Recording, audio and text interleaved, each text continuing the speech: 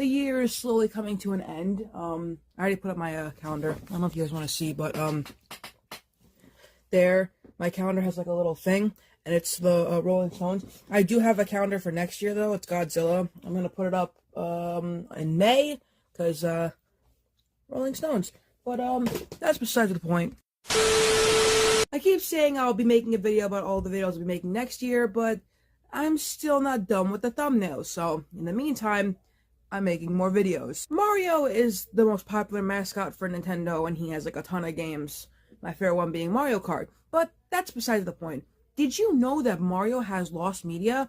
Most of it is partially found, while others are partially lost, and also one is has existence unconfirmed, but that is besides the point. Today we're talking about Mario's lost media because while some have been found, others have been not found to an extent. The first one we're talking about is one that Jorge talked about in his video. So let's just start the video. King Koopa's Cool Cartoons was a local television live-action Bozo the Clown-esque spin-off of the DIC Entertainment Super Mario Bros. Super Show.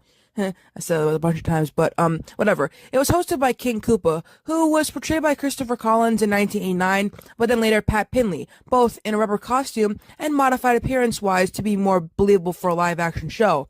Koopa would interact with the live audience of children, called King Koopa's Troopas, showcase public domain cartoons from the 1920s and 1930s that were no way related to the Mario franchise, would have segments that played in between clips, such as segments of Koopa reading fan mail, a segment with a character named Mr. Mean Jeans, played by Jack Hannaran, and a joke segment. The show ended with Koopa telling the audience to be a good Koopa, or he would Koopa Yoopa. It was distributed by Fox television stations and was aired in Southern California on Los Angeles' Fox-owned and operated station, KTTV 11, in the fall of 1989 on after-school afternoons at 4:30 p.m.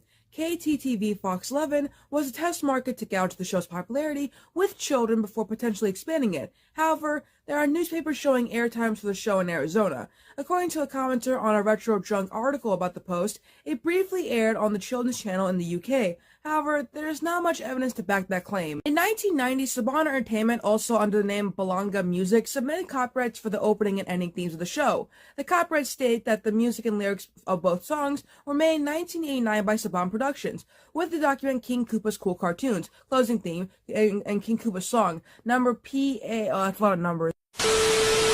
Anyways, they specifically mentioned the closing themes being made by Haim Saban and Shuki Levi, and the documents also say the show having started airing on September 11th, 1989. The LinkedIn page of Eleanor Buren Moore, a writer for several DIC Entertainment shows, like the Super Mario Bros. Super Show, lists King Koopa as a show she wrote for.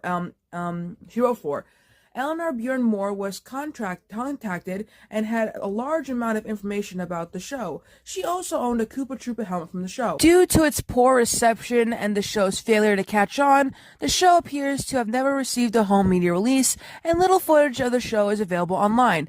The show completely vanished after its run, until in 2005, when Retro Drunk user Malcano SP uploaded the intro and a few seconds from the beginning of one episode. He claimed to have recorded 2 episodes and saved them onto his computer, but for unknown reasons, he never posted them online, and there isn't a chance he ever will, since he seems to have vanished off the internet, not giving any news since 2006. As of now, the show has yet to be officially re-released, and it is likely that either DIC, now owned by WildBrain, or Fox 11, KTTV, has the master tapes of the show in their archives. Some contacts were made to Fox 11 by Lost Media Wiki user Shane Rollins, but when a response was given, a staff member claims that they did not have access to the archives that old at KTTV or KCOP. On August 4th, 2018, user Neil uploaded 49 seconds of footage onto his YouTube channel. The footage was part of a Thanksgiving marathon for Fox Kids in 1989. In May of 2022, user SPHIYNCKXS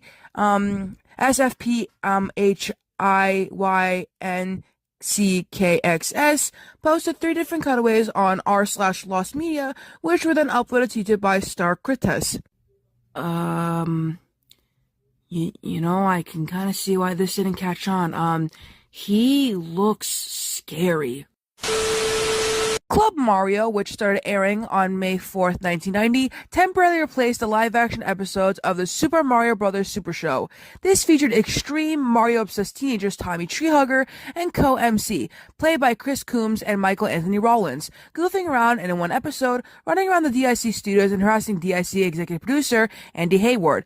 Victoria Delaney played Tommy's sister, Tammy Treehugger. Rollins also portrayed co-MC's twin brother, Evil Eric. An additional added segment was a 1 to 2 minute viewing of Spaced Out Theater, hosted by Princess Centauri, a green alien woman, which was edited from the TV series Photon. As of October 2016, at least 13 episodes were found and posted on YouTube. The only known episode to be released on home media is The Unzappables, replacing George Washington Slept Here. Club Mario was very much disliked by its target audience. The master tapes for the segments were also reportedly wiped by DIC Entertainment, all except for The Unzappables. In 2022, the YouTube channel Rabbit Film Maker TV uploaded 23 Club Mario episodes onto their channel. I'm aware that there's more Mario Lost Media, and actually, I think I want to look at this one. Okay, we'll look at like 3 more, and then the Angry Video Game Nerd will be the last one to look at, because there's like too much Mario Lost Media. Although, wait. Give me a sec. Okay, so we're looking at a couple more Mario Lost Media. I don't know how I got here. I wish I could play that David Talking Head song again, but that joke was fully funny once in like one video.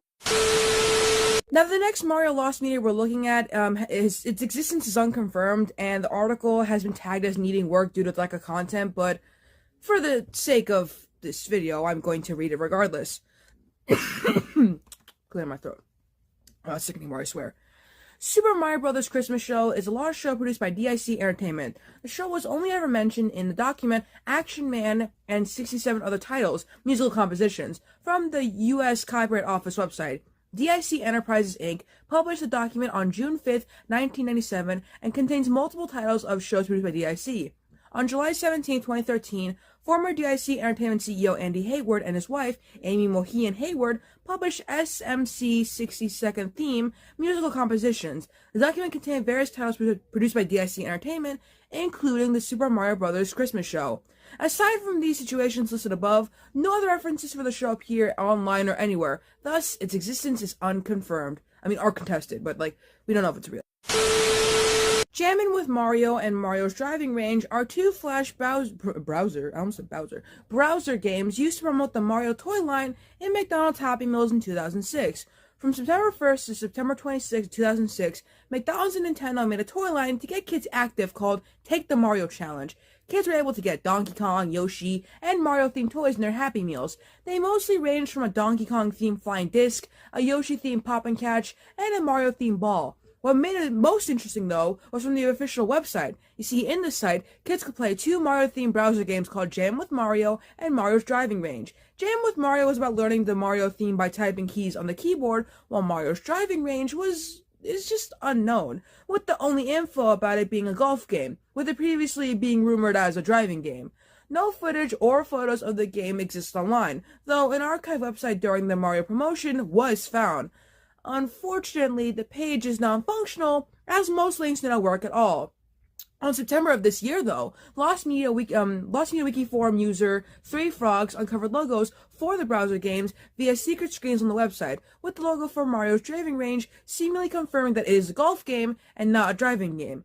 On November 2nd of this year, Lost Media Wiki forum user 3 Frogs found a photo of Mario's Driving Range on an old Go Nintendo blog about the browser games, being the first time we have seen what one of the games looked like. This is where I was going to originally end the video off with Archie Comics' Super Mario comic series, but we have more to go, so I'm not ending it here. The Super Mario series is one of Nintendo's I already mentioned all that. But, Archie Comics was interested in adapting it into a comic book form with the series, was pitched to Nintendo, but they shot it down. Archie Comics, they made the Sonic, Yep, they were interested in creating. They made a Sonic one. So sometime in 2009, Archie pitched a 4-issue comic series to Nintendo. The miniseries would have grown into a complete series if it was successful. Written by Ian Flynn with concept art by Tracy Yardley and Ben Bates, the comic story would have adapted the original Super Mario Bros. Game and featured narrative-driven adaptations of the games with story bringing the canon, similar to Flynn's approach when writing Archie's other video game adaptations, like Sonic and stuff like that. According to Flynn, it did well in the Nintendo of America, but it failed to impress the Nintendo of Japan. Archie tried pitching a Metroid and Kirby comic book, but those also failed to impress. Archie's second video game comic ended up being based on Capcom's Mega Man series, which released in 2011. 1 year later, some of Yardley's concept art for the Super Mario pitch was posted to comicartfans.com by a user going by Jeff Carson, alongside concept art for the failed Metroid and Kirby pitches. I got distracted. The post didn't start to gain attention until 2015, where Flynn would soon confirm that the art and pitch were real. In 2019, Flynn gave a plot synopsis on his Twitter. In his words, it goes as follows. It started off with Mario and Luigi being summoned to Peach's castle for a plumbing job. Luigi was excited about the career-defining contract. Mario less enthused. A job's a job and he's bored of their career. They arrive just after Bowser has ransacked the Mushroom Kingdom. They stock up on what power-ups are left after the invasion and embark on a journey through worlds 1 through 8, burning through the provisions since they're novice heroes. They reach Bowser's castle in world 8 through 4, and Luigi calls it quits. This is, I can't say that word on YouTube. They're plumbers, not heroes. Mario, though, refuses to give up. Too many are counting on them. They part ways, Mario storming the castle. Mario makes his way past the traps and fire bars to his first showdown with Bowser. The King of Koopas wants to know who's been causing so much trouble for his troops, and it's this pudgy guy? Oh well, anyone who challenges him meets the same fate. It's a knockdown drag-out fight on the bridge over a magma moat. Mario is too nimble for Bowser to land a solid hit, but Bowser's too tough for Mario to actually hurt. They're at a stalemate when a scream is heard, building from deep in the hall. It's Luigi, screaming in blind terror, running through the castle as fast as he can. Over the bridge, past the baffled combatants, into a wall which knocks loose the decorative axe, which cuts the bridge. Mario bounces off the falling Bowser to safety. Mario and Luigi reconcile. Yeah, Mario may have gotten in over his head, but Luigi can never abandon his brother. Together they rescue the princess, who shares a bashful love at first sight moment with Mario. The trio returns to the Mushroom Kingdom and begins to rebuild.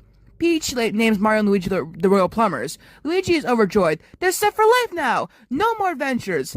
Until it cuts to the stinger ending of Bowser crawling out of the magma moat. He would go on to say that it's not how I'd approach a Mario project today. Too much drama, not enough whimsy. Now, even though the plot of the miniseries is known, it's unclear if Finn ever penned a proper script. In addition to the pieces posted on comicartfans.com, Ben Bates posted 3 pieces of concept he created for the pitch to his now deleted DeviantArt page in February of 2016. It's unknown if more concept art exists. Cinemassacre is a video production company created by James Rolfe and Mike Matei. It hosts a variety of web series on its website and YouTube channel, the most notable ones being, of course, The Angry Video Game Nerd, as well as James and Mike Mondays, Board James, and Rental Reviews. Yeah, I kind of only watch The Angry Video Game Nerd, like the old videos. I'm not really a fan of Board James, and Rental Reviews isn't really my cup of tea. Alongside the main YouTube channel, an alternative channel was created called Cinemassacre Extra, later changed to Cinemassacre Plays, sometime after the article subject was released. Said alternate channel what contains live streams from Matei, high-quality uploads of old Angry Video Game Nerd episodes, and deleted videos from the main channel, amongst other things. On June 7, 2016, Matei did a live stream of the 1985 NES game Super Mario Bros. On the channel. What set the stream apart from the others was Matei was showing clear signs of inebriation whilst playing, leading to mixed opinions and criticism, making Matei delete the stream very shortly after it was done. Matei has never admitted to being drunk after the deletion, making the criticism worse in the process. After the stream was deleted, all that is resurfaced is a 4-minute clip uploaded by user NKenDog shortly after the deletion. According to NKenDog, the stream was about 2 hours long, with the surviving clip being the very end, as Matei is seen turning the stream off. There are also claims of Matei's inebriation being way worse at the beginning of the stream, falling over and dying on World 1 through 1, his slurring being really bad, with him sobering up at the time of the clip.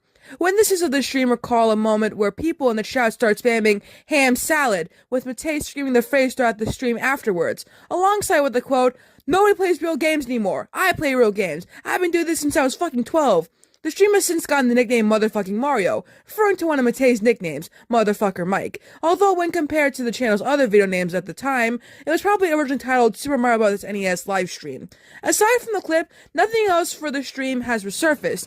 Cinemassacre Extra's channel page was not archived when the stream was still available, and the only concrete proof that the stream existed is a surviving clip. Matei understandably does not want the stream back online again. Our next piece of lost media has been found, but I don't know if I'm allowed to show the footage of it because it's an anime and I'm sure it belongs to someone. So I'm not gonna unfortunately show it in this video. But anyways, the next piece of lost media we're talking about that's been found is Princess Peach's anime. Yes, she had an anime and a manga, and it was called The Great Mission to Rescue Princess Peach. It was a 1986 anime film, which was only released in Japan because anime.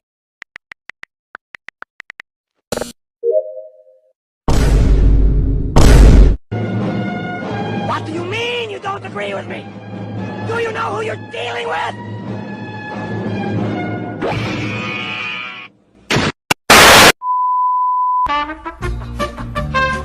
It was produced by Nippon Television and Group of Productions in order to promote the Japanese version of Super Mario Bros. 2. Later released as Super Mario Bros. The Lost Levels in the West. A theatrical screening was shown alongside a video strategy guide for the game titled Super Mario Bros. 2, The Complete Strategy Guide, hosted by Jimmy Kobayashi.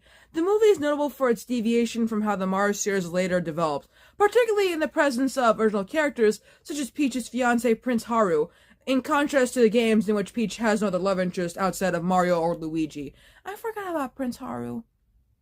They should bring him back one day. Anyways, while Peach and Bowser resemble Yoshi Kotobe's redesigns for the Japanese Mario 2, Luigi's design differs slightly from how he later looked in Mario 3, as well as the US version of Mario 2. The anime movie was released in a few small theaters on July 20th of 1986 in Japan.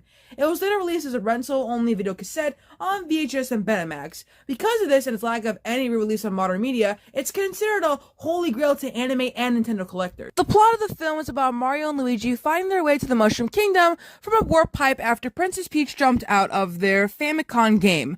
Then they later found out that King Koopa has escaped the Famicom game too and kidnapped Princess Peach. She must be saved by the two plumbers. In order to rescue her, the two must find the three power-ups as follow: the mushroom, the fire flower, and the invincibility star. Along the way, the brothers run into several enemies like the Goombas, the bloopers. Wait, what the fuck's a blooper? That's besides the point. Piranha plants, Likey 2, and much more. The duo arrives just in time to save Peach from a forced marriage to Bowser, and defeat him by twirling Bowser by the tail and throwing him. Peach thanks Mario for saving her, as well as for saving the prince, who, as it turns out, was put under a spell by Bowser to be transformed into a blue dog. And the two return home, promising to visit again soon. The movie ends with Bowser and his underlings now employed by Mario and Luigi in their grocery store. Okay, that is actually really funny, but oh my god. Only two more pieces of Mario Lost Media to go through. This one's also been found. It's about music, which I'm not an expert, but I love music.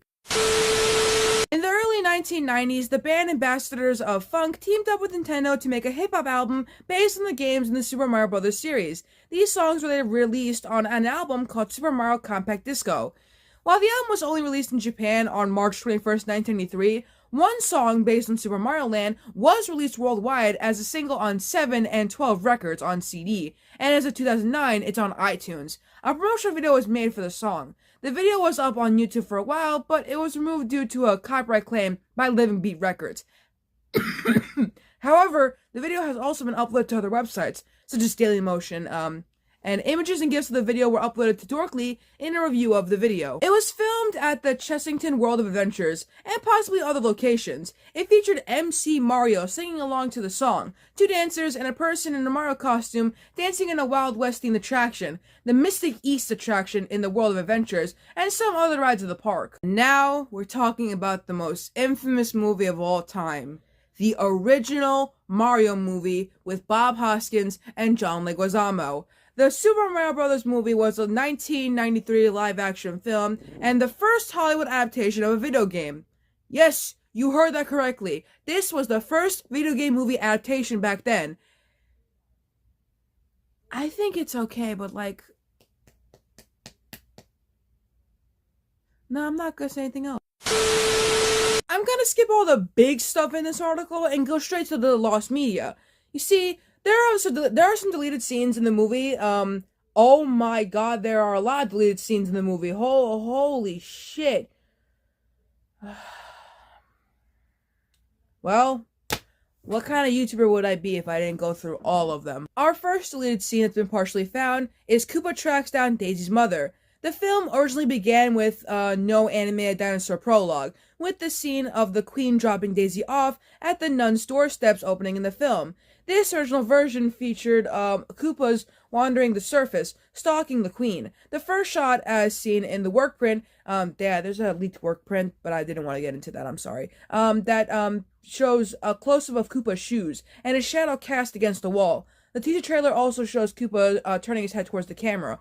All this was cut from the theatrical version, where Koopa ambushes the Queen in the sewers. Our next two pieces of lost media were found. These two were found. We have the brothers entering the Riverfront Cafe, and Mario confronting Doug and Mike. So the first one, right after the tracking shot of the Scapelli van, Mario and Luigi would enter the Riverfront Cafe, and inside, they would find two Scapelli plumbers, Doug and Mike, attempting to scam the cafe owner Pascal into hiring them for a 2-day job. Mario tries to convince Pascal it should only take 2 hours to fix a dishwasher in order to expose Doug and Mike's misdeeds. Then, after the scene introducing Daisy and Scapelli at the dig site, another scene in the Riverfront Cafe took place.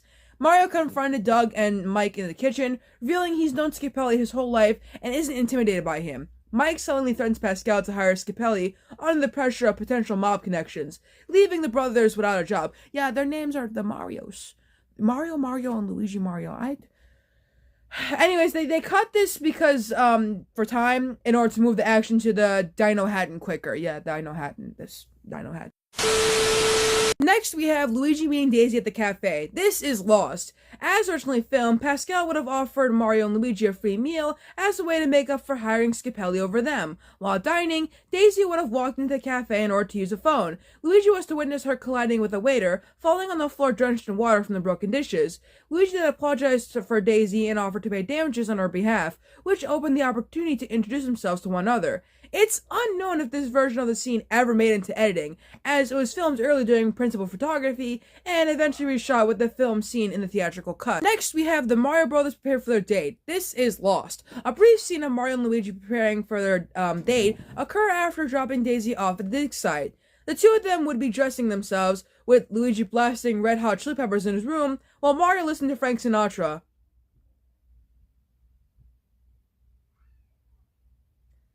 No, that's all I want to hear. No, I'm done. This is good. This is good stuff. Next, we have Mario and Luigi pick up Daisy from the dig site.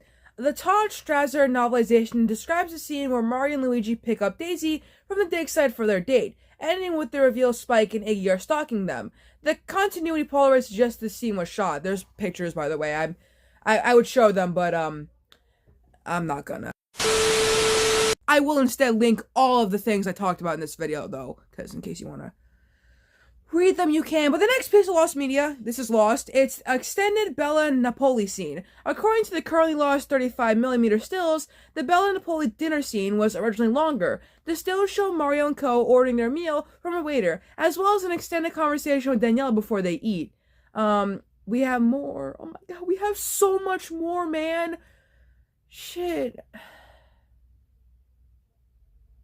Should I read all of these?